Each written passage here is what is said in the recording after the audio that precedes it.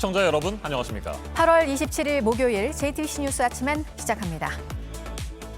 제8호 태풍 바비가 오늘 새벽 경기 서해안을 지나 2시간 전인 5시 30분쯤 북한 황해도에 상륙했습니다. 이 시각 서울과 경기 등에는 여전히 태풍특보가 내려져 있습니다. 중부지방은 오전까지 태풍의 영향을 받겠습니다. 남부지방은 태풍의 영향권에서는 벗어났지만 오늘과 내일 최대 200mm의 많은 비가 예상됩니다. 태풍이 지나간 제주와 전남, 충남 서해안 지역에서 강한 바람으로 인한 피해가 잇따랐습니다. 건물 간판과 아파트 출입문 등이 떨어져 나가고 땅이 꺼지는 싱크홀과 정전 사고도 곳곳에서 잇따랐습니다. 이번 태풍으로 인명 피해는 현재까지 없는 것으로 파악됐습니다.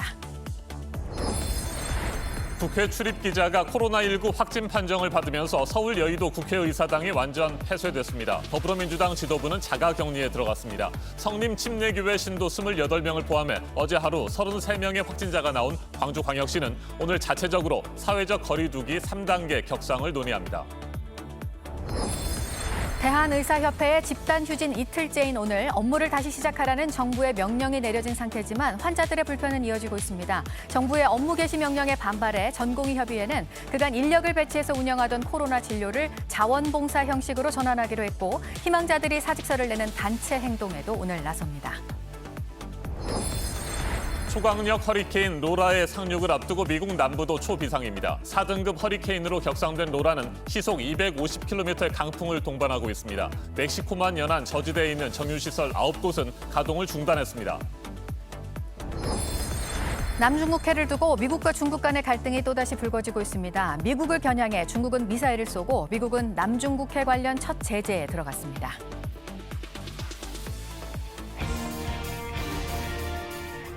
제8호 태풍 바비가 오늘 새벽 4시쯤 인천 앞바다를 통과했습니다. 서울 등 수도권 지역에 가장 가까이 접근했을 때 태풍의 중심 부근에서는 초속 39m의 강풍이 불었습니다.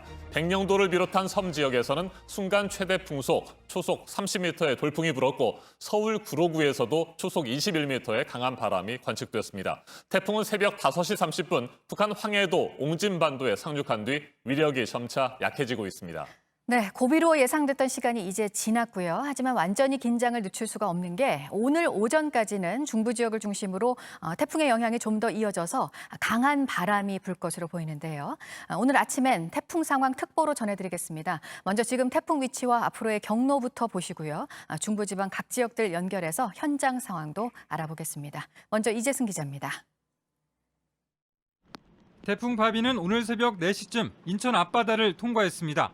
강한 태풍 등급으로 중심 부근에선 초속 39m의 바람이 불고 강풍 반경은 230km에 달했습니다. 태풍이 지나는 동안 백령도 등 섬 지역에는 순간 최대 풍속 초속 30m의 돌풍이 불었습니다. 김포와 인천 등 경기 서해안에도 초속 25m 안팎의 강풍이 불었고 서울시 구로구에서도 초속 21m의 강한 바람이 관측됐습니다. 태풍은 오늘 새벽 2시 충남 서해상을 지나 4시쯤 수도권에 가장 가깝게 접근했습니다. 5시 반쯤 북한 황해도에 상륙했고 오전 9시에는 평양 부근을 지날 것으로 보입니다. 가장 강한 바람이 관측된 곳은 전남 신안의 흑산도로 초속 47.4m의 강풍이 불었고 충남 태안의 경렬비도에선 초속 44.2m의 바람이 관측됐습니다. 초속 40m가 넘는 바람이면 지붕이 부서지고 달리는 기차가 탈선할 수 있습니다. 태풍 바비는 바람이 강한 태풍이지만 비의 양도 적지 않았습니다.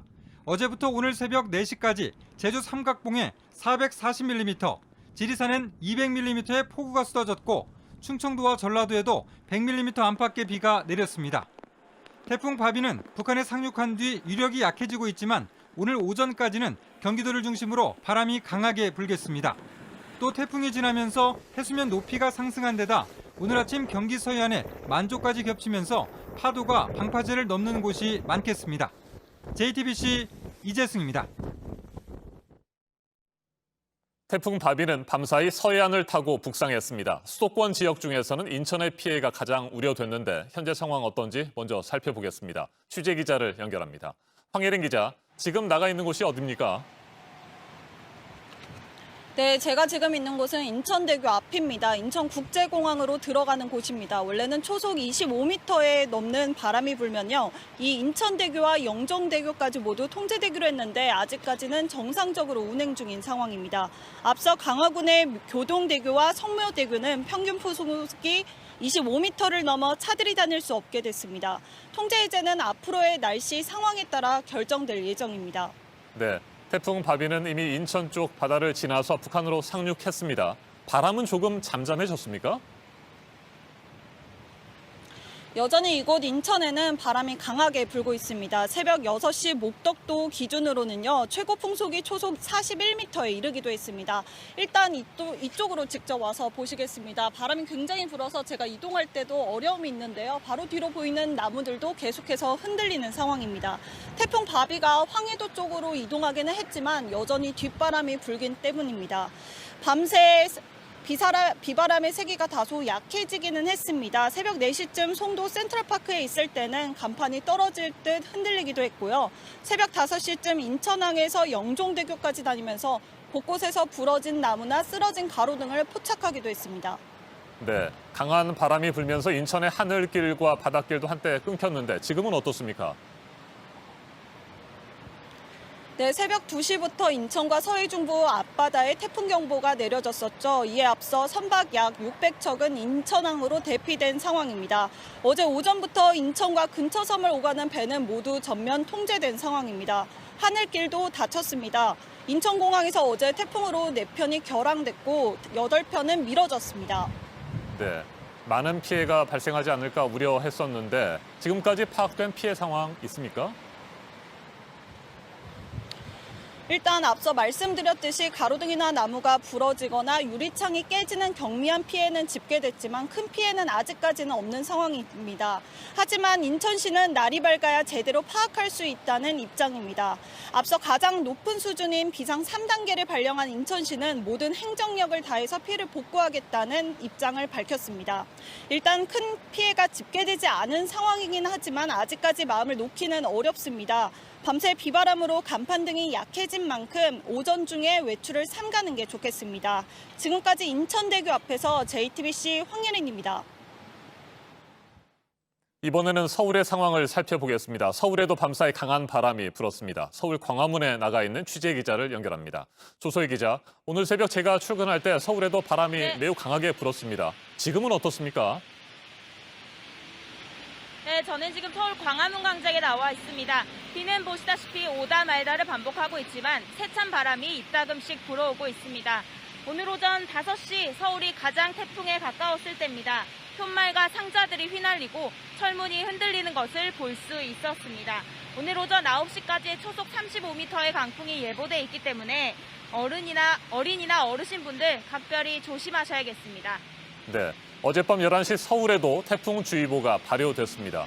태풍은 이미 북한 쪽으로 올라갔지만 그래도 계속해서 주의가 필요한 상태죠.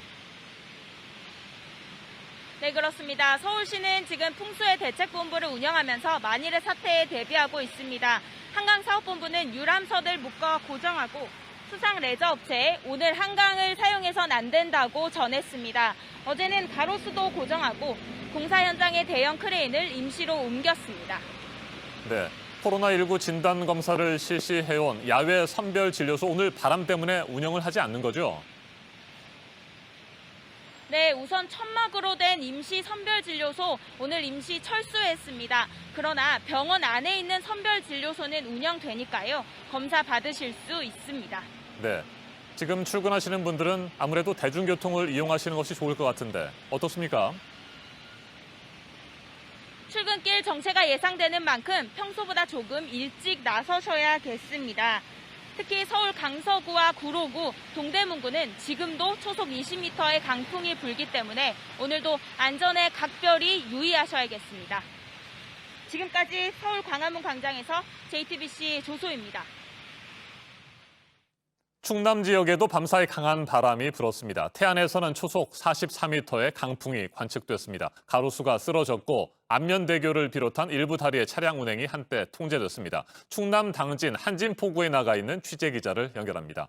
여도현 기자, 태풍 바비가 충남 태안 쪽 바다를 지난 시각이 새벽 2시쯤이었으니까요. 5시간 40분 가까이 지났는데 지금은 당진을 비롯한 충남 지역 상황 어떻습니까? 네, 지난밤 태풍이 근접했던 충남인데요. 지금도 제 등 뒤로 바람이 강하게 붑니다. 때문에 제가 몸을 가누기가 힘들 지경인데요. 어젯밤 9시를 기점으로 이곳 당진을 포함해서 서산과 태안 등 서해안을 따라서 태풍 경보가 발효됐습니다. 하지만 방금 전 7시를 기점으로 태풍특보는 모두 해제됐습니다. 네, 당진과 태안 등에 특히 바람이 거셌는데 어느 정도였습니까?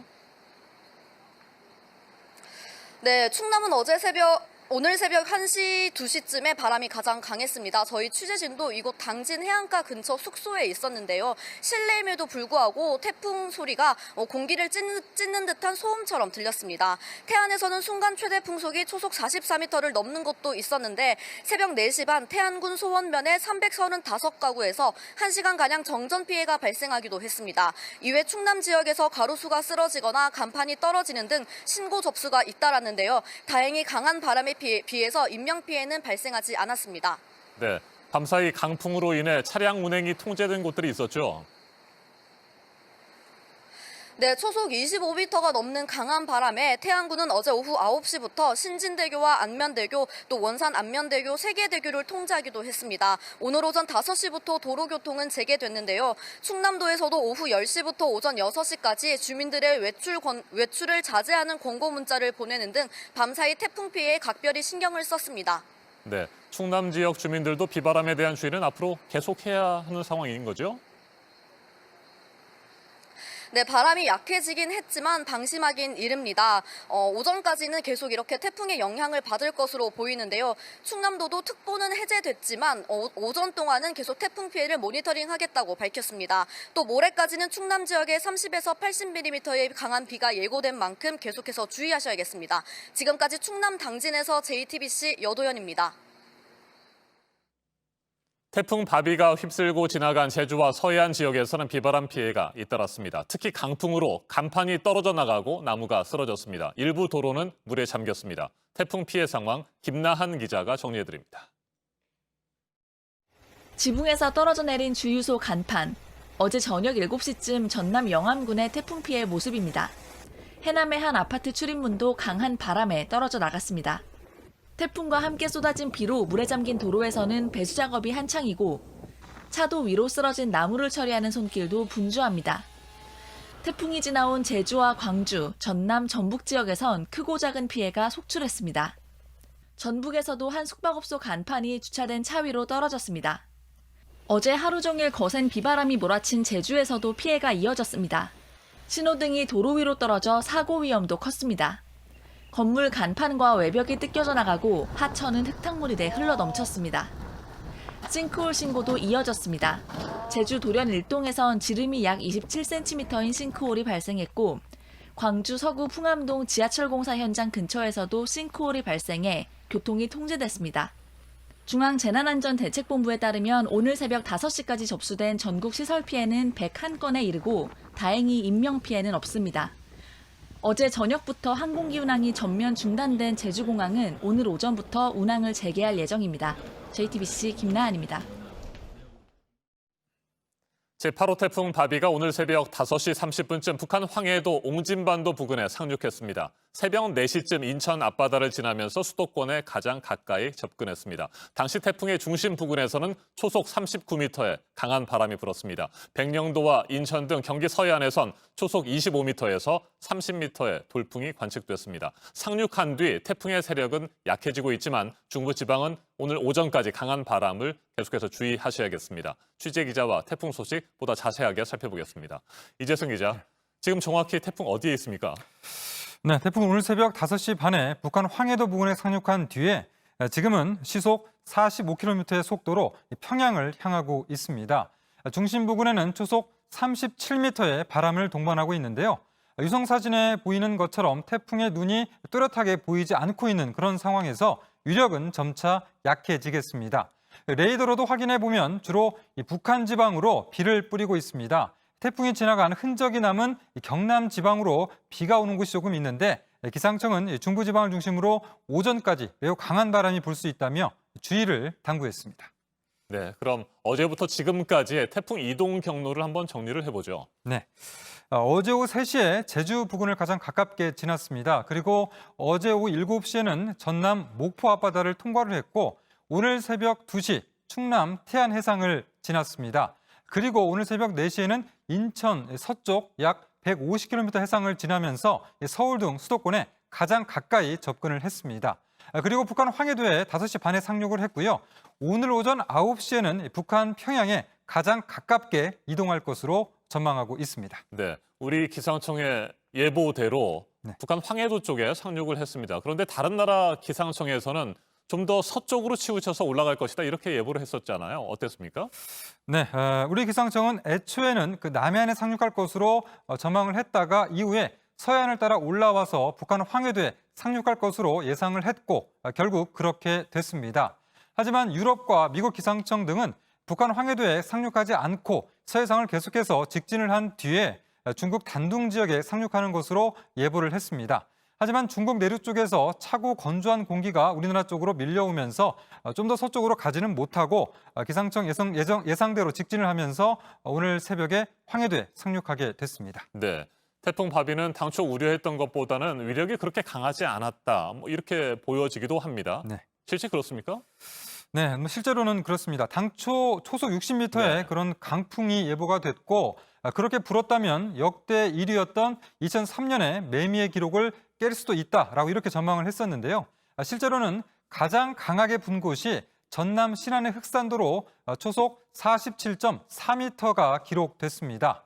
태풍 바비는 지금까지 만들어진 그 태풍 중에 상당히 고위도 쪽에 만들어졌습니다. 대만 동쪽 해상에서 만들어지면서 고위도에서 만들어졌기 때문에 원래 이렇게 높은 위도에서 만들어진 태풍은 우리나라까지 짧은 거리를 이동하면서 강하게 발달하기 어려운데 이번에 바비 같은 경우 강한 위력으로 발달을 했습니다. 이런 부분이 좀 이례적이라고 네. 볼 수가 있는데요.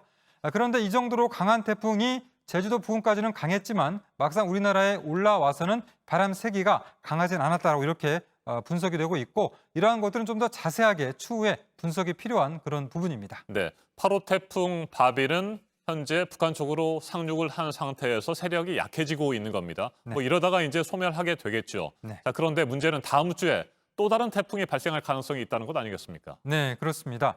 먼저 위성 모습을 한번 보시면요. 이것은 미국 합동 태풍 경보센터의 그런 위성 사진을 제가 가지고 왔는데 화면에 보시면 붉은색으로 태풍 바비의 모습이 보이고 그 아래쪽으로 노란색으로 94W가 표시가 돼 있습니다. 서태평양에서 94번째 만들어진 열대 요란을 표시한 겁니다. 네. 열대 요란은 그 작은 규모의 저기압을 말하는데요. 이 열대 요란이 나중에 태풍으로 발달할 수가 있습니다. 아직 태풍으로 만들어지기는 전이지만 다음 주 초에 태풍으로 발달할 가능성이 높다고 슈퍼컴퓨터가 예측을 하고 있는 그런 상황입니다. 이 적도 부근에서 발생해서 조금 더 긴 거리를 올라오기 때문에 바비보다 더 강할 것으로 그렇게 전망이 되고 있습니다. 태풍이 올라오면 보통 3가지 경로로 오게 되는데요. 네. 중국 쪽이나 우리나라 쪽 그리고 일본으로 가게 되는데 아직까지 이 3가지 경로 중에 어디로 올지는 알 수 없지만 계속해서 상황을 지켜봐야 할 그럴 상황입니다. 네, 주의를 하면서 철저하게 대비를 해야 되는 상황인 것 같습니다. 일단 여기까지 정리를 하죠. 이재승 기자 수고했습니다. 어제 오후 경기도 구리시 교문동에서는 아파트 인근 도로가 갑자기 푹 꺼졌습니다. 다행히 인명피해는 없었지만 횡단보도와 인도까지 무너져 한때 주민 대피령이 내려졌습니다. 조보경 기자가 보도합니다. 길 한가운데 큰 구멍이 뚫렸습니다. 가로수와 자전거 거치대를 받치고 있던 주변 땅마저 순식간에 내려앉습니다. 오후 3시 45분쯤 구리시 교문동 인근 아파트 단지 앞 도로에 가로 30m 크기의 커다란 싱크홀이 생겼습니다. 붕괴는 이어졌습니다. 처음에 이제 인도 쪽에 이렇게 좀 조그마한 싱크홀이 생겨서 거기에서 이제 물이 좀 솟구쳐 나오다가 그 싱크홀이 좀 커지고 그다음에 이제 좀 함몰되면서 저기 신호등도 이렇게 빨려 들어가고. 평소 사람이 많이 지나다니는 인도와 횡단보도였습니다. 다행히 인명피해는 없었습니다. 놀랬지. 소리 좀 컸어요. 확 소리가 컸어요. 내려가지고 보니까 구름 막 그때서 막 넘어지더라고요.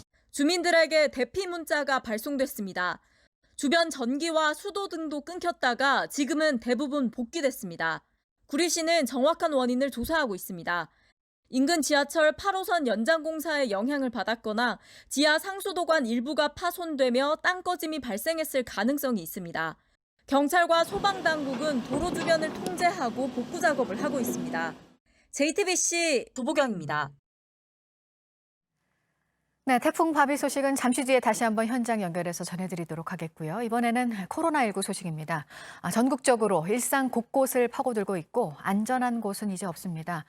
국가 주요 업무도 지금 영향을 받고 있는 게 현직 판사가 감염된 이후 법원들이 또 휴전기에 들어갔고 정부 청사에서도 확진자가 또 잇따라 나오고 있고요. 오늘은 국회가 또 폐쇄가 됐습니다. 강버들 기자입니다. 국회 본청과 의원회관, 소통관이 문을 닫습니다. 9개 상임위원회 일정도 전부 미뤄졌습니다. 출입기자가 어젯밤 확진 판정을 받은 데 따른 조치입니다. 확진된 카메라 기자는 어제 오전 더불어민주당 최고위원회를 취재했습니다. 당시 자리에 있던 이해찬 대표와 김태년 원내대표 등 주요 당직자 10여 명이 자가격리에 들어갔고 일부는 오늘 검사를 받을 예정입니다. 미래통합당과 국민의당, 정의당도 오늘 오전 일정을 모두 취소했습니다. 국회뿐 아니라 대법원 법원행정처의 권고에 따라 지난 24일부터 휴정에 들어간 법원 등 공공기관의 폐쇄와 운영 중단이 잇따르고 있습니다.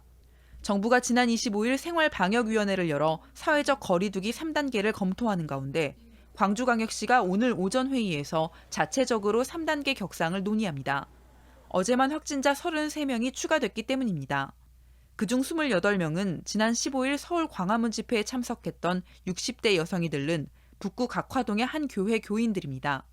예배가 있었던 16, 19일로부터 열흘 가까이 지난 뒤 검사가 이뤄져 그 사이 확진자들이 지역사회에서 생활하며 바이러스를 퍼뜨렸을 거란 우려가 큽니다. JTBC 강버들입니다. 네, 의사협회 집단 휴진 소식도 볼까요? 오늘 이틀째입니다. 어제 이 시간에 속보로 전해드린 대로 정부의 업무 개시 명령이 나왔지만 이에 불응해서 계획대로 가겠다고 하고 있고 전공의들은 인력을 배치해서 운영하던 코로나 진료를 자원봉사 형태로 가겠다고도 했습니다. 먼저 윤영탁 기자입니다. 수도권에 소재한 수련병원에 근무 중인 전공의와 전임의를 대상으로 업무 개시 명령을 발동합니다. 정부는 가장 강력한 카드를 꺼냈습니다. 최후의 조치라던 업무 개시 명령입니다. 의사들이 집단 휴진을 멈추고 병원으로 돌아가지 않으면 형사처벌은 물론 업무 정지 등 행정처분까지 내릴 수 있습니다. 업무 개시 명령은 먼저 수도권의 응급실과 중환자실부터 시작해 대상과 지역을 넓혀갈 예정입니다. 청와대도 대응 수위를 높였습니다. 원칙적인 법 집행을 통해 강력하게 대처하라고 지시했습니다. 의협은 정부가 애초 받을 수 없는 협상안을 던졌다고 맞서고 있습니다. 업무 개시 명령은 단체 행동권을 부정하는 악법이라며 반발 수위를 높였습니다. 한 사람의 전공이 전임을 하도 행정처분을 받고 그리고 형사고발을 당한다. 무기한 총파업을 통해서 강력한 저항을 할 수밖에 없다. 복지부는 집단 휴진을 추진한 것이 일종의 카르텔이라며 의협을 공정거래법 위반으로 공정위에 신고했습니다. 공정위 관계자들은 어제 오후 2시쯤 의협 사무실을 방문해 현장 조사를 실시했습니다. JTBC 윤영탁입니다. 정부의 업무 개시 명령이 집단 휴진을 멈추게 할지 이렇게 알 수가 없는 상황에서 무엇보다 문제는 환자들의 불편이 이어지고 있다는 겁니다. 정부와 의료계에 뭔가 결단이 필요하다는 목소리가 나오는 이유입니다. 이어서 최승훈 기자입니다. 서울의 한 대학병원을 찾은 환자가 목소리를 높입니다. 파업도 좋지만은 사는 생각이 한 시간 넘게 기다리면 어떻게 하냐고. 몇 년 다니셨어요, 여기? 지금 한 4, 5년 된 것 같은데 지금 뭘 드시냐고. 전공의와 전임의들이 집단 휴진으로 자리를 비우자 환자 진료가 늦어진 겁니다. 얼마나 기다리셨어요? 1시간 40분, 2시간, 2시간을. 몇 분 진료 보셨어요, 그러면? 진료는 한 5분 정도. 대구의 한 상급병원은 운영 능력이 절반 아래로 떨어졌습니다. 정상 운영이 한 40% 정도로 이제 운영되고 있고요. 수술도 전체 한 40% 정도로 받고. 지방의 또 다른 병원에선 수술할 의사가 부족해 환자가 입원하지 못하는 상황도 벌어집니다. 입원 환자, 입원 병상 가동률이 한 20% 정도 떨어진 것 같거든요. 수술 필요한 환자들이 입원을 못하고 있다는 뜻이기도 하겠죠. 어떻게. 의사가 해야 할 업무를 간호사에게 떠넘기는 병원도 있습니다. 심전도 검사 이런 거는 원래 의사나 이제 의료 기사가 해야 되는데 병동 간호사들한테 심전도 검사를 하라고 지침도 내려왔고. 간호사가 의사 업무를 병행하면서 치료가 늦어지기도 합니다. 예정된 의사들 휴진으로 피해는 환자들에게 돌아가고 있습니다. JTBC 최승훈입니다. 네, 밤사이 들어온 나라박 소식도 보겠습니다. 코로나 백신 개발을 하고 있는 미국 업체 모더나가 노년층을 대상으로 한 실험에서도 성과를 거뒀다는 입장을 냈습니다. 보도국 연결해서 알아보겠습니다. 박지훈 기자 전해주시죠. 네, 56살부터 70살 사이 성인 10명과 71살 이상 성인 10명이 모더나의 코로나19 백신 후보 물질 실험에 자원했는데요. 이들은 모더나 측으로부터 28일 간격으로 백신 후보 물질을 100마이크로그램씩 2차례 투여받았습니다. 그 결과 자원자들로부터 모두 코로나 바이러스를 무력화시키는 중화 항체와 면역계의 중요한 역할을 하는 T세포가 형성됐습니다. 특히 코로나19에 감염됐다가 회복된 사람들보다 더 많은 양의 항체가 나왔다는 의미 있는 결과도 나왔습니다. 이 중 일부 실험 참가자들은 피로와 오한, 두통 등을 호소했는데 대부분 이틀 안에 증상이 사라졌습니다. 모더나는 지난달 3만 명 규모의 3상 임상 시험에 착수해 코로나19 백신 개발 선두 주자군에 해당됩니다. 네, 그리고 미국에서 있었던 대규모 행사에서 수십 명의 확진자가 나왔다고요? 네, 그렇습니다. 지난 7일부터 16일까지 사우스 다코타주 소도시 스터지스에서 스터지스 모터사이클 랠리가 열렸는데요. CNN은 관련 확진자가 70명이 넘게 나왔다고 보도했습니다. 스터지스 모터사이클 랠리는 열흘짜리 행사로 해마다 50만 명이 넘는 오토바이 애호가들이 몰려듭니다. 휴대전화 활동 정보를 수집하는 캔버 시스템스에 따르면 스터지스에 있던 사람들은 미국 전역의 61%에 해당되는 지역으로 퍼져나갔습니다. 사우스 다코타주와 접한 미네소타주에서는 관련 확진자 35명이 나왔습니다. 노스 다코타주에서도 17명의 환자가 확인됐습니다. 마지막으로 올여름 긴 장마 때문에 주요 채소값이 평년보다 2배 이상 올랐다는 소식입니다. 농수산식품유통공사에 따르면 배추 가격은 포기당 9,317원으로 지난해 3,601원보다 2.5배 올랐습니다. 상추는 100g당 2,275원으로 지난해 1,387원보다 1.6배 상승했습니다. 외식업체 주인 온라인 커뮤니티에서는 어려움을 토로하는 글들이 이어지고 있습니다. 지금까지 아침엔 지금 JTBC 박지윤입니다.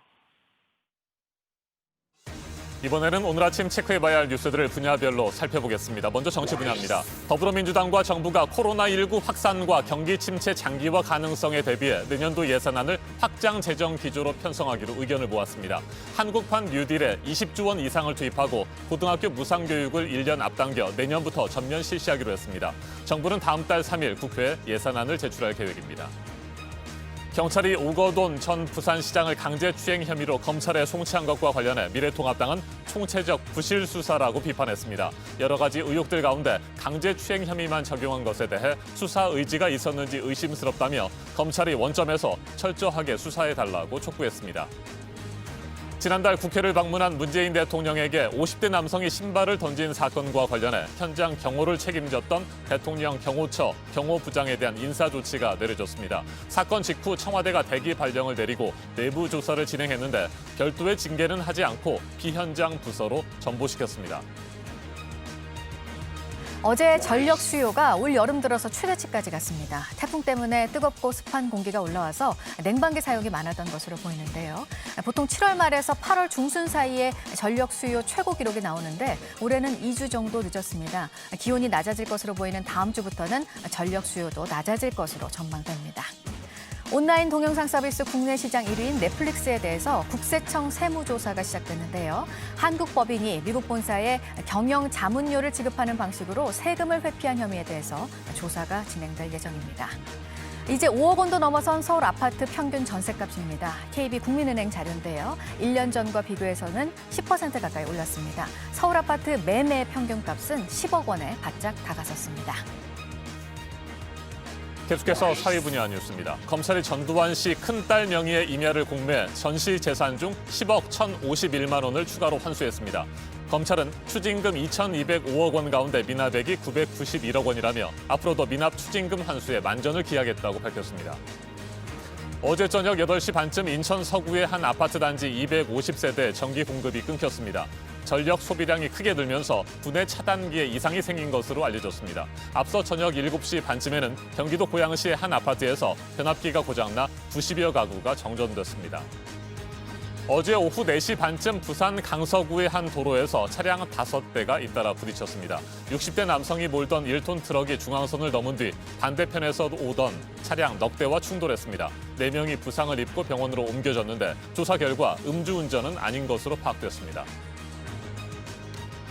러시아 모스크바 국제도서전이 올해는 온라인으로 다음 주에 열리는데요. 우리나라가 러시아와 수교를 맺은 지 올해가 30주년이 되는 해고 이 행사에 주빈국으로 참가를 할 예정입니다. 조선시대 전통정원 성락원 이름이 서울 성북동 별서로 바뀌었습니다. 지난해 문화재적 가치에 대한 논란이 있었고 문화재청이 검토를 했는데요. 새 이름으로 명승으로 다시 지정이 됐습니다. 경기도 포천의 광릉숲에서 장수 하늘소가 서식하는 게 또 발견이 됐습니다. 7년 연속으로 확인이 되고 있습니다. 현재 국내 유일한 서식처로 알려진 이곳뿐만 아니라 다른 산림보호지역에서도 개체를 복원하는 게 추진이 될 예정입니다. 지난주에는 천주교 지도자들과 만났던 문재인 대통령이 오늘은 개신교 지도자들과 만납니다. 코로나 확산을 막기 위한 정부 조치에 교회가 협조해 줄 것을 당부할 것으로 보입니다. 지난 7일 검사장급 이상의 검찰 고위 간부 인사에 이어서 중간 간부 또 평검사 인사를 법무부가 오늘 단행을 합니다. 대검찰청과 일선검찰청의 직제 개편과 맞물려서 관심을 받고 있습니다. 한국은행이 오늘 기준금리를 결정하는데 동결 관측이 우세하게 나오고 있고요. 함께 발표되는 올해 성장률 전망치에 대해서는 지난 5월에 마이너스 0.2%로 내려잡았었는데 이번에 마이너스 1%대 안팎으로 또 한 번 내릴 것으로 예상이 되고 있습니다. 분야별 뉴스들 체크해드렸습니다. 태풍 바비는 오늘 새벽 경기 서해안을 지나서 오전 5시 30분에 북한 황해도에 상륙했습니다. 상륙한 뒤에 위력은 점차 약해지고 있지만 오늘 오전까지는 중부지방이 태풍의 영향을 받겠습니다. 현재 경기도 일부와 강원 중북부, 충남 북부에는 아직까지 태풍특보가 내려져 있는데요. 최대 순간 풍속이 초속 37m로 바람이 강하게 불 것으로 보입니다. 출근하실 때 교통안전에 유의하셔야겠습니다.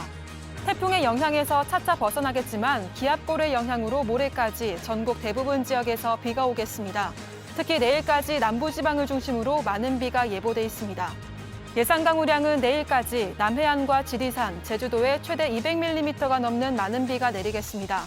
경상도에는 최대 150mm, 중부지방과 전라도에는 30에서 80mm의 비가 올 것으로 보입니다.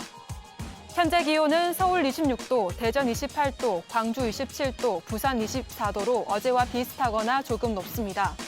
낮 기온은 서울 30도, 대전 32도, 전주 33도, 대구 34도로 어제보다 조금 낮겠습니다. 광주 31도, 제주 32도로 전남과 제주도는 어제보다 조금 높겠습니다.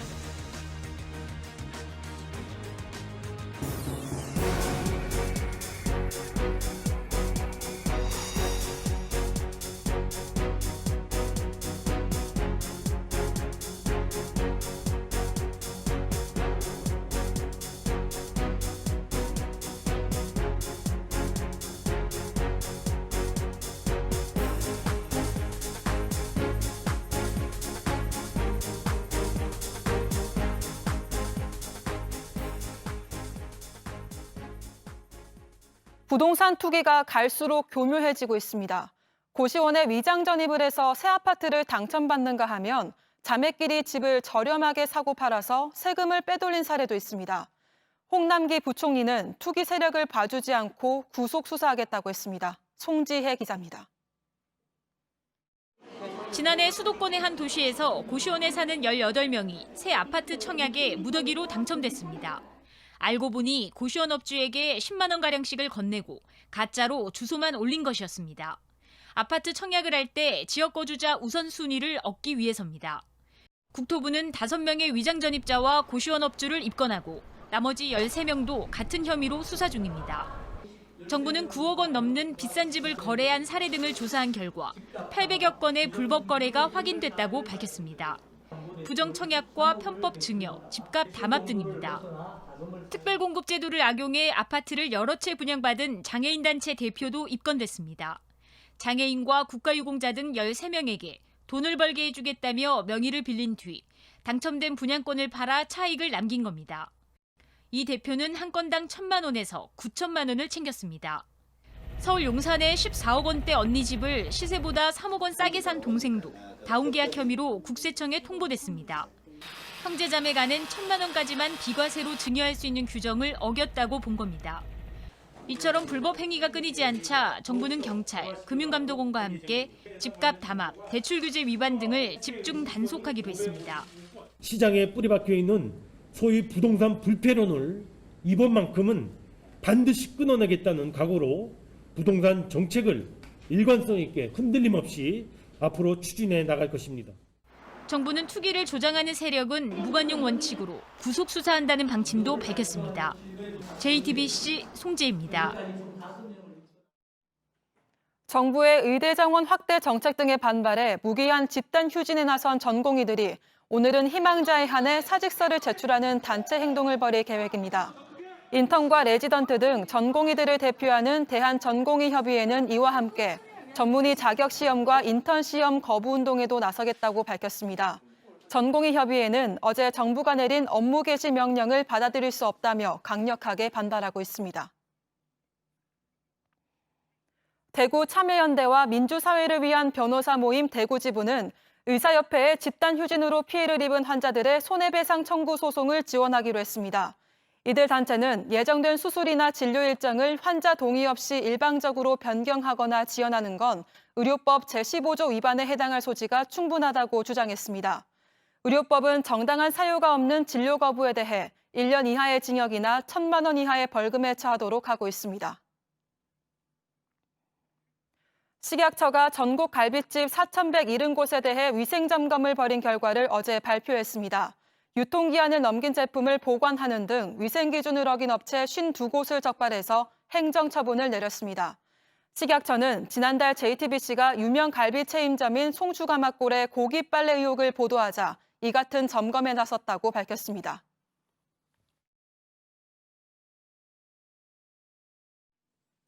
지구촌 곳곳의 소식을 전문가의 깊이 있는 분석과 함께 전해드리는 아침엔 세계 시간입니다. 미국에서 흑인 남성 제이컵 블레이크가 경찰의 총에 맞는 사건이 발생한 뒤 인종차별 항의 시위가 갈수록 격화되고 있습니다. 우리 시간으로 어제 시위 도중 총격전이 발생해 2명이 숨졌습니다.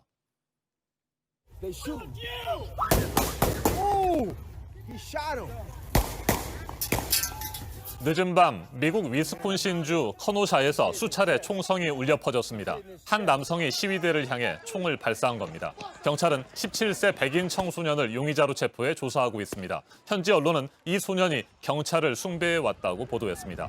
격렬한 시위가 연일 이어지면서 도심은 사실상 전쟁터로 변했습니다. 위스콘신 주지사는 비상사태를 선포했습니다. 블레이크의 가족들도 평화로운 시위를 부탁했습니다. 직접 들어보시죠. If Jacob knew what was going on as far as that goes, the violence and the destruction, he would be very unpleased. 현지 시간 지난 23일 경찰이 쏜 총탄 7발을 맞고 쓰러진 블레이크는 여전히 중태입니다. 내부 장기와 척추 등에 심각한 손상을 입어 하반신이 마비됐습니다. 영구적 마비가 올 가능성도 높은 상태입니다. 담당 변호사의 말 들어보시겠습니다. It is going to take a miracle for Jacob Blake Jr. to ever walk again. 11월 3일 대선을 앞둔 미국 정치권도 촉각을 곤두세우고 있습니다. 트럼프 대통령은 시위 진압을 위해 주 방위군 투입을 추진하고 있지만 사건 자체에 대한 언급은 피하고 있습니다. 반면 조 바이든 민주당 대선 후보는 철저한 진상조사와 책임자 처벌을 촉구하고 있습니다. 제이컵 블레이크 사태의 후폭풍이 어디까지 번질지 전문가와 좀 더 자세하게 짚어보겠습니다. 우정엽 세종연구소 미국 연구센터장 전화로 연결돼 있습니다. 센터장님 안녕하십니까? 네, 안녕하세요. 네, 앞서 경찰의 과잉 진압으로 흑인 남성이 목숨을 잃은 이른바 조지 플로이드 사건이 있었습니다. 그리고 그때부터 인종차별 항의 시위가 계속돼 왔는데 이 와중에 또 이번 사건이 발생했어요. 왜 이 같은 일이 계속되고 있을까요? 미국에 뿌리 깊게 자리 잡고 있는 흑인에 대한 불신, 인종차별이라고 할 수 있는데요. 그러한 인종차별과 더불어 미국의 이제 총기 소지가 자유롭게 이루어지고 있는데 그 부분에 대한 경찰의 경계심이 이제 극도로 예민한 것이죠. 그래서 네. 이번 사건도 보면 그 지역 자체로는 흑인과 백인 사이의 분리가 매우 심한 도시고 또 그 밀워키, 그러니까 키노샤에서 가까운 도시가 살인 범죄율이 매우 높은 도시이기 때문에 아마도 경찰들은 그러한 인종에 대한 흑인종에 대한 불신 그리고 이제 총기 소지에 대한 불안감 이런 것들이 덧붙여져서 이번 사건이 또 일어난 것이 아닌가 생각이 됩니다. 네, 트럼프 대통령 이번 사건 자체에 대해서는 언급을 피하고 있습니다. 그러면서 시위에 주 방위군을 투입하라는 입장입니다. 인종차별 논란으로 역풍이 커져도 계속해서 이처럼 강경한 태도를 유지할까요? 트럼프 대통령은 지금 이 사건을 이제 인종차별의 문제라기보다는 또 질서와 무질서의 문제로 이제 프레임을 엮어가려고 하고 있습니다. 네. 특히 이제 흑인들이 많이 사는 지역은 이제 도시 지역인데 이러한 도시 지역에서의 투표율보다는 도시 외곽 지역의 투표율에서 강세를 보이고 있는 트럼프 대통령으로서는 이 문제를 이제 인종차별의 문제라기보다는 무질서의 문제로 봐서 본인이 질서를 지키는 대통령이다라는 측면을 부각하고 싶은 것이죠. 네. 그렇기 때문에 앞으로도 이러한 시위가 계속될수록 트럼프 대통령은 그러한 측면을 부각시키는 노력을 하려고 할 것입니다. 네. 이번 사건이 미국 대선에는 어떤 영향을 미칠까요? 물론 트럼프 대통령에게 좋은 이슈가 아닌 것은 분명하지만 이것이 장기화되고 하면은 또 트럼프 대통령의 지지 세력이 결집할 가능성도 있습니다. 그렇기 때문에 결국에는 트럼프 대통령을 지지하는 측과 바이든 후보를 지지하는 측에 어느 쪽이 더 결집이 강할 것이냐 하는 것으로 결정될 것으로 보이는데 이 인종차별 문제가 이제 어제 오늘의 일이 아닌 만큼 이것이 어떠한 방향으로 진행될지는 아직 좀 미지수라고 볼 수 있겠습니다. 네, 알겠습니다. 우정엽 세종연구소 미국 연구센터장이었습니다. 조 바이든 미국 민주당 대선 후보는 제이컵 블레이크를 향한 총격이 미국의 영혼을 관통했다고 말했습니다. 대선을 2달여 앞두고 재점화된 인종차별 문제가 미국을 또다시 얼마나 뒤흔들지 주목됩니다. 지금까지 아침엔 세계였습니다.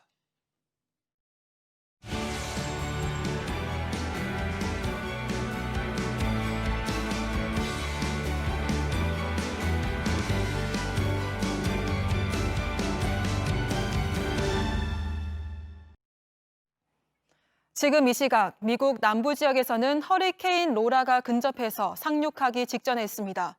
밤사이 허리케인 세력이 더 강해져서 재앙 수준으로 불리는 4등급으로 격상됐는데요. 지난 2005년 이재민 50만 명을 낳았던 허리케인 카트리나급으로 예상돼서 초긴장 상태에 있습니다. 로스앤젤레스에서 홍희정 특파원입니다. 초강력 허리케인 로라가 미 남부 지역에 바짝 접근하면서 초긴장 상태에 접어들었습니다. 단기간에 3등급으로 몸집을 키운 로라는 밤사이 더 세력을 키워 시속 250km의 강풍을 동반한 4등급 허리케인으로 격상됐습니다. Unsurvivable storm surge where it will be hitting. And that storm surge could continue inland for about 30 miles. 미 국립 허리케인 센터는 위성 사진을 토대로 볼 때 로라의 세력이 약화될 조짐은 없는 상태라고 분석했습니다. 기상 전문가들은 4등급 허리케인이 불어닥치면 정전이 길면 몇 달씩 이어질 수 있고 피해 지역 대부분은 몇 달간 거주할 수 없는 수준까지도 이어질 수 있다고 경고했습니다. I was trying to think of the right words. Catastrophic, life-threatening. 텍사스와 루이지애나 지역에선 이미 50만 명 이상이 대피했습니다. 멕시코만 연한 저지대에 있는 정유시설 9곳은 가동을 중단했습니다. 로스앤젤레스에서 JTBC 홍희정입니다.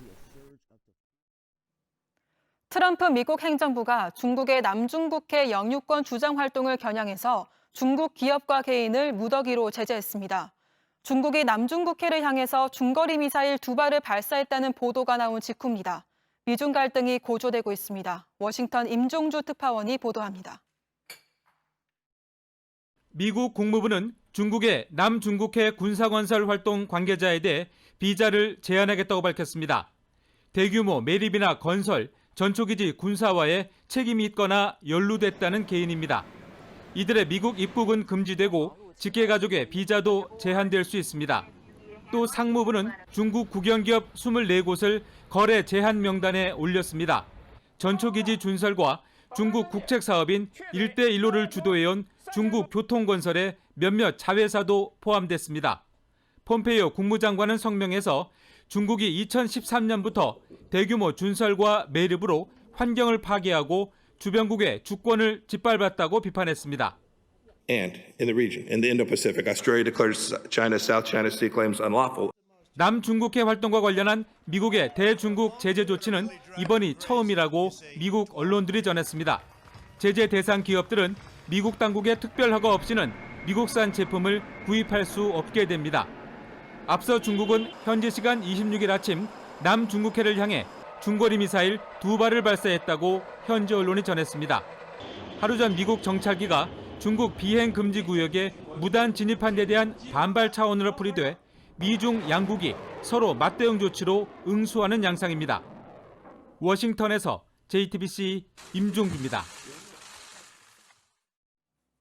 강풍을 동반한 제8호 태풍 바비는 오늘 새벽 서해상을 따라 북상한 뒤 새벽 5시 30분쯤 북한 황해도 옹진반도 인근에 상륙했습니다. 남부지방은 태풍의 영향권에서 대부분 벗어났지만 서울과 수도권 등 중부지방은 오전까지 강풍의 영향을 받겠습니다. 네, 전문가와 좀 더 짚어보도록 하겠습니다. 반기성 K웨더 예보센터장 나왔습니다. 어서 오세요. 네, 안녕하세요. 네, 센터장님, 당초 많이 우려를 했습니다. 역대급 최강의 강풍이 몰아칠 거다 이런 예상을 했었는데 그런 우려보다는 조금 바람이 약했던 것 같기도 하고요. 그래도 강하긴 했습니다만 어떻습니까? 상당히 약했다고 봐야 되겠죠. 네. 원래 계속 방송에 나와서 말씀을 드렸지만 실제로 기상청에서 발표했던 그 제주 옆을 지나갈 때와 또 서해상으로 북상해 나갈 때 그럴 때 그 태풍의 강도는 최강이었습니다. 네. 그래서 지금까지 실제로 그 많은 태풍들이 서해상으로 북상을 하면서 기록을 했었던 최대 평균 풍속 매미가 60m였지만 네. 실제로 서해상으로 올라갈 때도 59m까지 기록을 한 적이 있었거든요. 그래서 그건 이번에 아마 깨질 것이다 그렇게 예상을 했는데 네. 실제 바람이 의외로 약했습니다. 약해지면서 흑산도 쪽이 47m 정도, 그다음에 경렬비열도가 44m 수소, 굉장히 예상보다 한 10에서 15m 정도 약하게 불었죠. 네.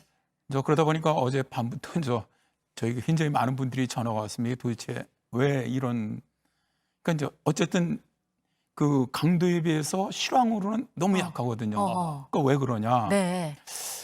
그런 이제 여러 가지 원인이 있을 수 있는데 첫 번째는 일단 이제 기상청이 과도하게 태풍의 중심 풍속을 높인 거 아니냐 그런 의문이 있는데 그렇게 이제 질문해 오셨는데 그건 아닐 겁니다. 왜냐하면은 그렇게 할 수가 없거든요. 과학적으로. 그러니까 그건 아닌데 그런데 왜 실제로 그 정도 제가 사실은 오늘 아침에 방송을 못 할까 봐 너무 바람이 강해서 네. 어제 아침 예보로는 그래서 이제 상암에서 자려고 했었습니다. 그러니까요. 사실은. 네.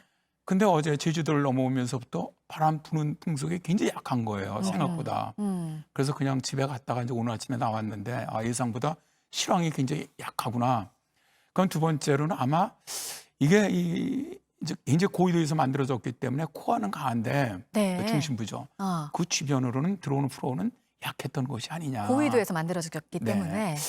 그게 아니냐. 이건 나중에 분석을 해봐야 될 것 같습니다만 현재로서는 그렇게 외에는 설명이 좀 어렵다고 봅니다. 네.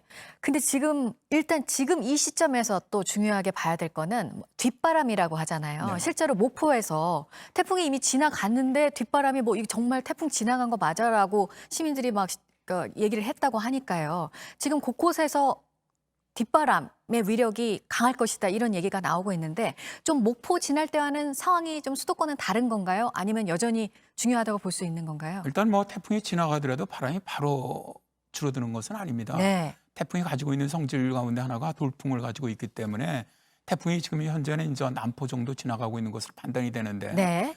그렇더라도 아직까지 수도권 지역 쪽은 오전까지는 일단 돌풍 가능성은 있습니다.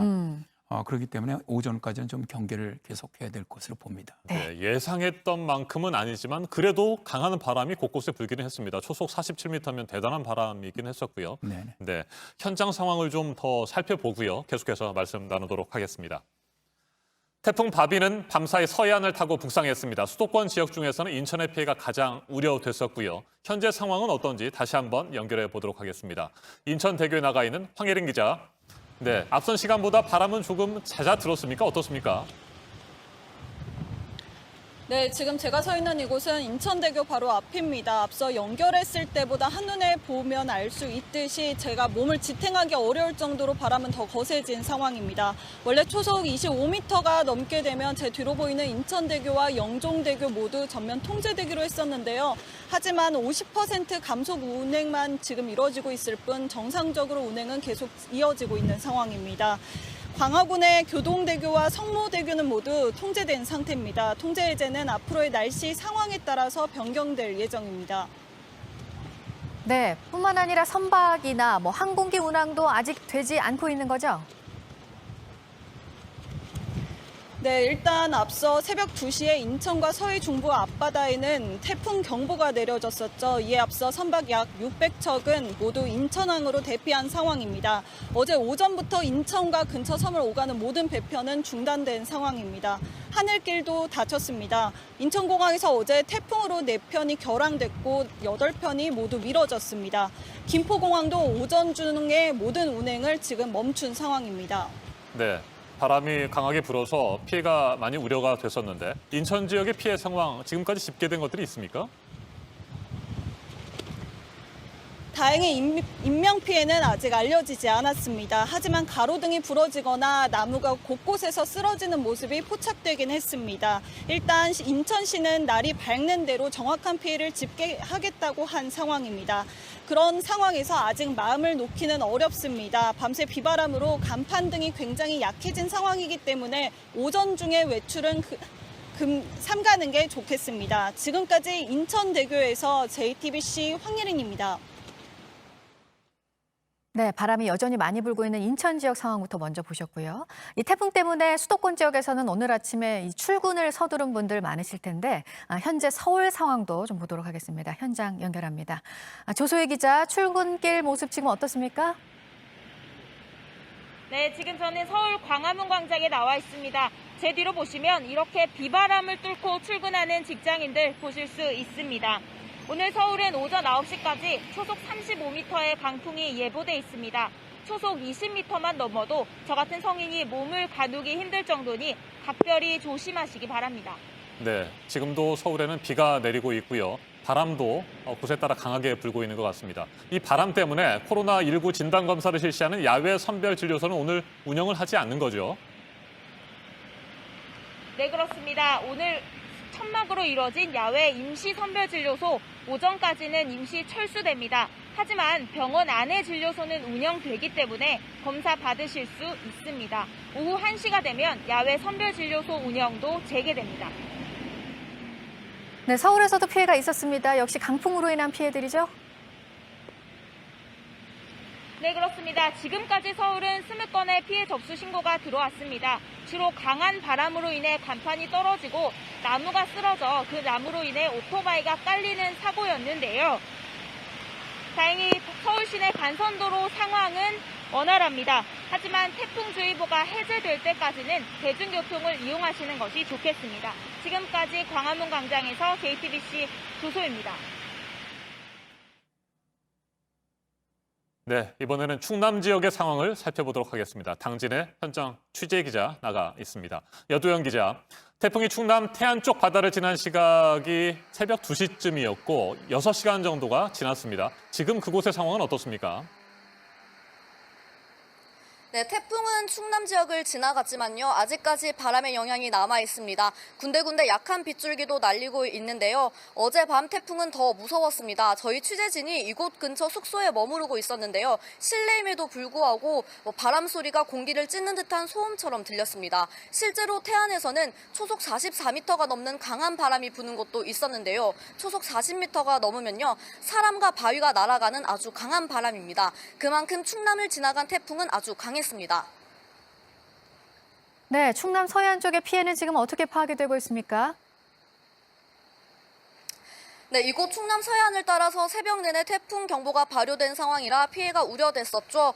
태안군에서는 어제 오후 9시부터 오전 5시까지 3개의 대교를 통제했고 충남도에서도 주민들의 외출을 자제시키는 등 태풍 피해를 사전에 대비했습니다.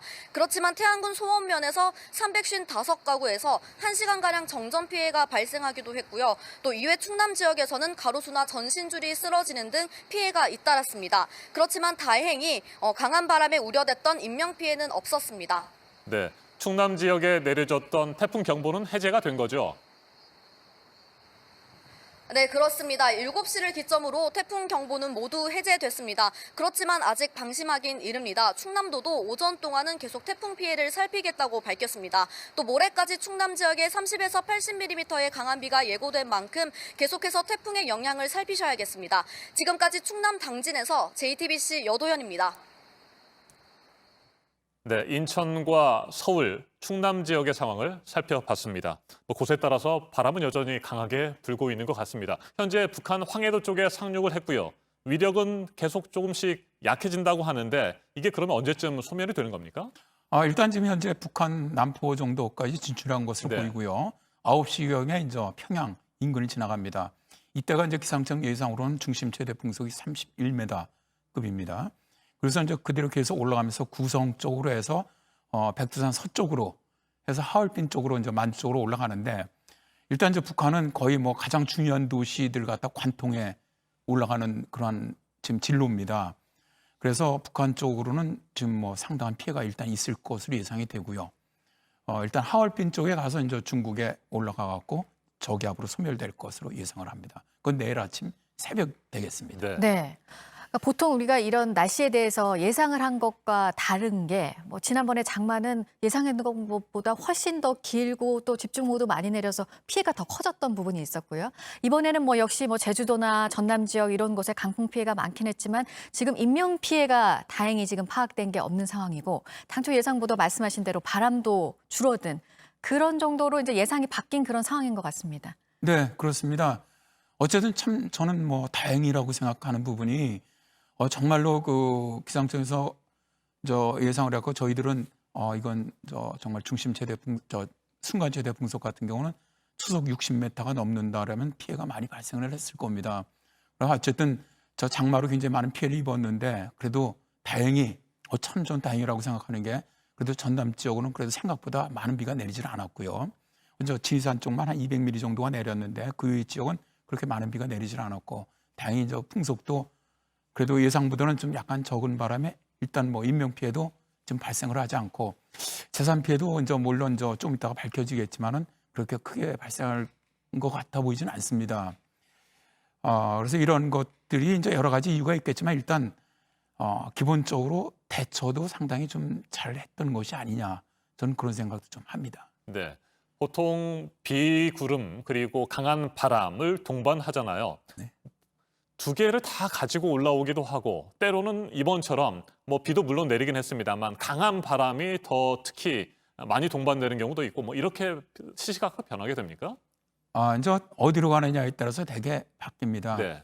서해상으로 올라오는 경우는 되게 바람이 강한 특징을 가집니다. 왜냐하면 사람이 거주하지 않는 지역으로 가고 태풍의 중심이 해상으로 가다 보니까 비구름대가 되게 해상 쪽으로 많이 끌고 올라갑니다. 네. 그렇게 되면 대개 해상으로 올라갈 때는 바람으로 우리나라에 피해를 많이 주게 되고요. 일단 남해안으로 상륙하면 피해는 굉장히 커집니다. 그러니까 이제 우리나라 지금까지 재산 피해가 제일 컸던 매미나 루사 같은 경우는 남해안으로 상륙을 했는데 남해안으로 상륙하게 되면 사람이 사는 지역을 지나가기 때문에 세력이 실제로 그거보다 크지 않다고 하더라도 피해는 굉장히 기하급수적으로 늘어납니다.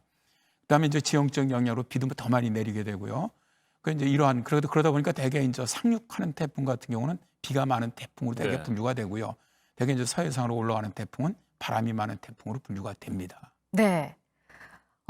이제 이번 태풍이 그러니까 서쪽으로 이제 수도권 옆을 지나서 이제 북상하는 것도 그랬고 여러 가지 면에서 좀 다른 부분들이 있었잖아요. 그 부분도 한번 얘기를 해주실까요? 상당히 발생부터 독특했습니다. 네. 굉장히 고위도에서 발생을 했거든요. 북위 23.5도 이제 타이완 동쪽 해상에서 발달을 했는데 거기서 발달해서 정말 매우 강한 태풍까지 발달한 태풍은 처음입니다. 그러니까 굉장히 좀 처음부터 이례적으로 발생을 했고요. 말씀하신 것처럼 진로도 처음엔 동진에 가다가 제주도 남쪽 해상에서 이제 방위를 완전히 북서쪽으로 바꿔서 올라왔는데 이제 그러다 보니까 저희 기상청에서도 이제 진로 예보가 처음에는 남해안 쪽으로 상륙할 것으로 예측을 했던 것이죠. 근데 이게 이제 진로 예보로 하는 것은 계속 바뀌게 돼 있습니다. 그거는 이제 이 태풍이 가면서 주변 기압계가 어떻게 움직이냐에 따라서 수시로 바뀔 수가 있거든요. 그래서 이제 기상청은 다행히 이제 대응은 좀 잘하는 것 같습니다. 그래서 이제 좀 더 서쪽으로 나오긴 했지만 어쨌든 어제 오후에 이제 마지막 최종으로 수정했던 예보로는 그대로 현재 진행을 하고 있습니다. 네. 태풍의 진로와 뭐 세기 이런 것들이 수시로 시시각각 변하고 이런 것들이 말이죠. 혹시 뭐 그동안에도 계속 여러 차례 얘기를 나눴습니다만 지구 온난화, 뭐 기후 변화의 영향을 받아서 좀 더 예측하기가 어려운 상태로 변하는 것도 있습니까? 아, 그렇습니다. 올해 같은 경우 저도 예보관 생활을 참 꽤 오래 해오고 있지만 오늘 아침에도 제가 예보를 내면서 그런 얘기를 했습니다. 우리 예보관한테. 정말 올해는 날씨 예보를 못하겠다. 근데 이게 우리나라뿐만 아니고 지금 아시다시피 전 세계가 지금 전부 기상 이변으로 지금 몸살을 앓고 있거든요. 이러한 것들이 결국 기후변화라고 생각을 합니다. 가장 큰 원인이거든요. 그러니까 뭐 홍수 때도 말씀드렸지만 장마 때도 가장 큰 게 결국 북극권에 너무 뭐 일부 과학자들은 8만 년 만에 나타나는 이상 고온 현상으로 인한 그런 기후 변화들이 지금 뭐 극심하게 나타난다고 생각을 하고요. 지금 뭐 미국 같은 경우도 이제 뭐 올해 이제 북극권 대형 산불이나 호주 대형 산불이나 이런 거 말고도 지금 현재 미국도 캘리포니아 대형 산불이 발생을 하고 있고 거기다 미국 같은 경우는 대형 토네이도라든가 허리케인, 슈퍼 허리케인이 지금 들어가고 있거든요. 이런 모든 것들이 최근에 들어와서 보면은 특히 미국 같은 경우는 지금 2017년서부터 4년째 지금 계속 슈퍼 허리케인이 들어가고 있습니다. 1년에 2-3개씩. 이게 예전엔 그렇게 없었거든요. 그러니까 이런 것들이 결국 기후변화로 인해서 해수 온도가 상승하게 되고 그러다 보니까 더 강력한 태풍이 만들어지고 또 태풍이 만들어지면은 또 이동하는 것도 예측이 쉽지 않다는 거죠. 옛날처럼. 자꾸 더 어려워지고 있습니다. 기후변화라고 볼 수가 있죠. 네. 이렇게 태풍 하나를 또 보냈고요. 지금 뭐 태풍이 올라올 것으로 전망되는 소식들이 또 있나요? 다른 태풍들이요? 네, 그렇습니다. 지금 이제 9호 태풍이죠. 9호 태풍 같은 경우가 지금 필리핀 동쪽 해상에서 발생해서 올라올 것으로 보고 있습니다. 그 태풍이 정상적인 태풍이죠. 그러니까 부위 한 15도 정도. 대개 저희들이 태풍이 발생을 10도에서 15도 정도에서 발생해서 올라오는 거를 가장 정상적인 태풍이라고 얘기를 합니다. 왜냐하면 거기서부터 올라오기 시작을 하면은 가장 고수온 대역을 지나오면서 발달하기 때문에 굉장히 강한 태풍이 발생할 가능성이 높습니다. 이번 태풍 같은 경우는 이제 크기를 따진다면은 중형급 태풍이었는데 저 다음 주에 올라오는 태풍은 대형급이 될 가능성이 굉장히 높습니다.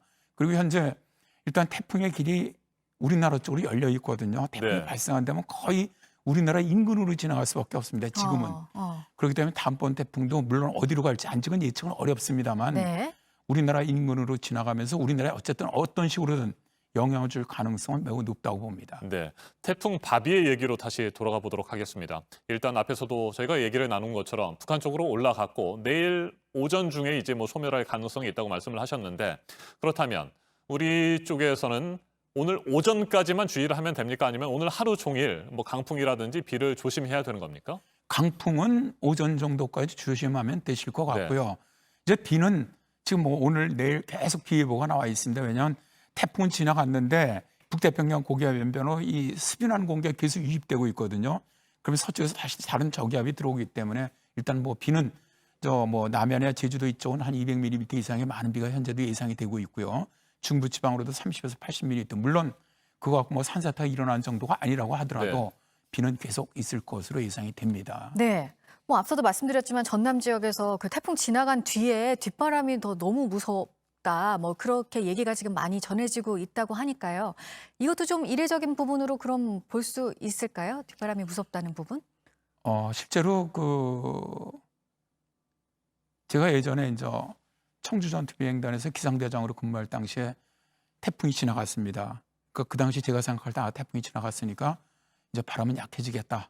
그래서 이제 비행단장님에게 태풍 지나갔으니까 이제 단장님도 밤에 계속 계시지 않습니까? 자정이 넘었으니까 쉬십시오. 근데 들어가셨는데 다시 나오셨어요. 새벽 4시에. 태풍이 지나갔는데 4시간이 지났는데도 바람이 더 강해지는 거예요. 네.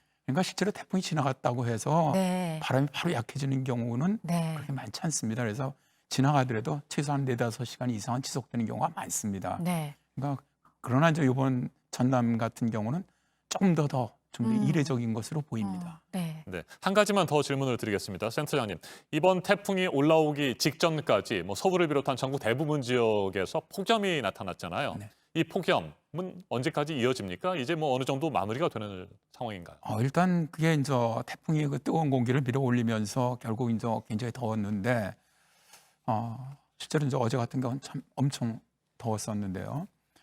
당분간 이제 태풍이 다음 주에 몰고 올라올 때까지는 계속 밑에서 북태평양 고기를 밀어 올리기 때문에 당분간은 계속 더울 것으로 예상을 합니다. 비는 오더라도 서울권도 계속 30도 이상 무더위는 지속될 것으로 예상을 하고 있습니다. 네, 알겠습니다. 여기까지 듣도록 하겠습니다. 잘 들었습니다. 네, 고맙습니다.